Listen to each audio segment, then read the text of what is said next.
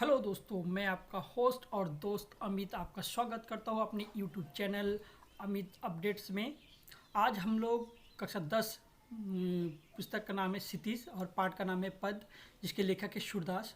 उसके विषय में अध्ययन करेंगे, तो आप उसको ध्यान से सुनेंगे और उसके जो प्रश्न उत्तर है उसको अपने कॉपी और नोटबुक में उतारेंगे। तो शुरू करते हैं, लेट्स स्टार्ट। तो जो पैराग्राफ है उसको ध्यान दीजिए। लिखा है, अधो तुम ही अति बड़बागी अपरस रहत स्नेह तगा तय नाही मन अनुरागी। पुरहिनी पात रहत जल भीतर तारस देही न दागी। ज्यो जल माह तेल की गागरी बूंद न ताको लागी। प्रीति नदी में पाऊ न बुरयो दृष्टि न रूप परागी। सूरदास अबला हम भोरी गुर चाटी ज्यो पांगी। ये इसका पैराग्राफ है। उसके कुछ शब्दार्थ है, उसको ध्यान से देखिए। बरबागी, बरबागी का मतलब क्या हो गया? बरबागी माना होता है भाग्यशाली, और प्रश्न माना होता है अनासक्त, जिसे निरस्त भी कह सकते हैं, अछूता भी कह सकते हैं। स्नेह तगा माने प्रेम की डोरी, स्नेह तगा माने क्या होता है? प्रेम की डोरी। और इसके अलावा बुरैया माने डुबोया, परागी माने मुग्ध, और गुड़ चाटी पानी माना जिस प्रकार चीटी द्वारा गुड़ में लिपटी रहती है उसी प्रकार हम भी कृष्ण के प्रेम में लिपटी हैं। ये इसके जो कुछ शब्दार्थ हैं उसको यही उत्तर शब्दार्थ दिया गया है। अब हम उसके भावार्थ में जाएंगे, तो भावार्थ को ध्यान से सुनिएगा, गौर से सुनिएगा इसको। भावार्थ में है, कहते हैं, सूरदास जी गोपियों से कहती है। सूरदास जी किससे कहती है? गोपियों से कहती है कि हे उद्धव, हे उद्धव, हे उद्धव, तुम तो बहुत भाग्यशाली हो। तुम तो क्या है? बहुत सौभाग्यशाली हो या भाग्यशाली हो, क्योंकि तुम प्रेम के धागे में नहीं बंधे हो। तुम क्या है? किसके धागे में नहीं बंधे हो? प्रेम के धागे में नहीं बंधे हो। और तुम पूर्णतः अनासक्त हो। इतना ही नहीं, वरन तुम्हारे मन में तो प्रेम की भावना तक नहीं है।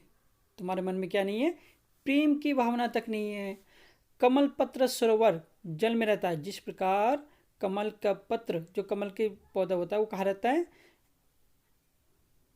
तालाब में रहता है, सरोवर में रहता है, लेकिन उसके पत्ते पर पानी की एक भी बूंदे नहीं ठहरती है। ठीक उसी प्रकार तुम भी कृष्ण सरोवर के प्रेम जाल में रहते हुए भी तुम्हारे अंदर प्रेम की भावना बिल्कुल ही नहीं है। तुम्हारा हृदय क्या है? हृदयहीन है। तुमने प्रेम सरिता में पाँव नहीं डुबाया। और तुमने क्या नहीं डुबाया? प्रेम सरिता में। किस में नहीं डुबाया पाँव? प्रेम सरिता में। देखो इसमें लिखा है, तुमने प्रेम सरिता में पाँव नहीं डुबाया। तुमने प्रेम सरिता में पाँव नहीं डुबाया और तुम्हारी दृष्टि सौंदर्य में डूबी है। हम इसकी बिल्कुल विपरीत है, मतलब हम इसको बिल्कुल उल्टा है। ये कौन कह रही है? ये गोपियाँ कह रही है कि हम बिल्कुल ही क्या, इनके विपरीत है।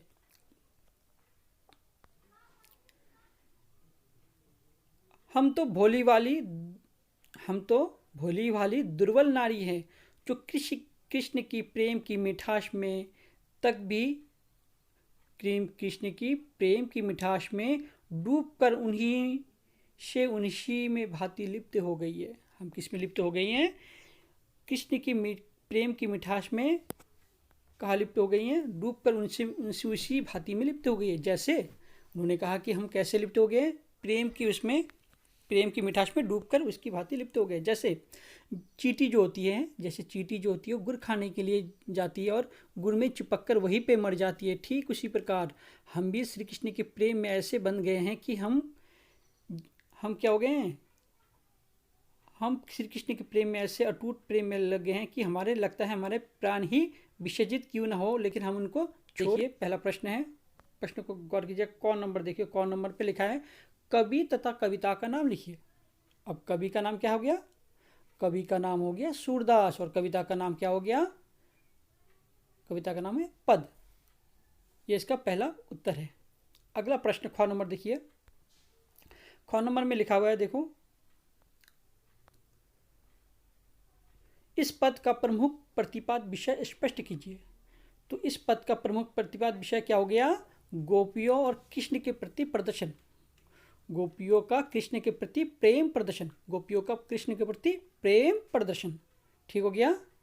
अगला प्रश्न में है इस पद का भावार्थ। इसी को मैंने अभी जस्ट बताया आप लोगों को कि इसका भावार्थ क्या है। इसके अब भावार्थ का अर्थ जो है, जो व्याख्या किया गया है, उसी को आपको लिखना है। अगला है प्रश्न है इस पद का काव्य सुंदर। गौर कीजिएगा, इस पद का काव्य सुंदर क्या है। इस पद का काव्य सुंदर देख लो। इसका उत्तर है क्या हो जाएगा, इसका काव्य सुंदर। ये जो भाषा है, ये जो भाषा, इसमें कौन सी भाषा का प्रयोग किया गया है, ब्रज भाषा का। किसका, ब्रज भाषा का।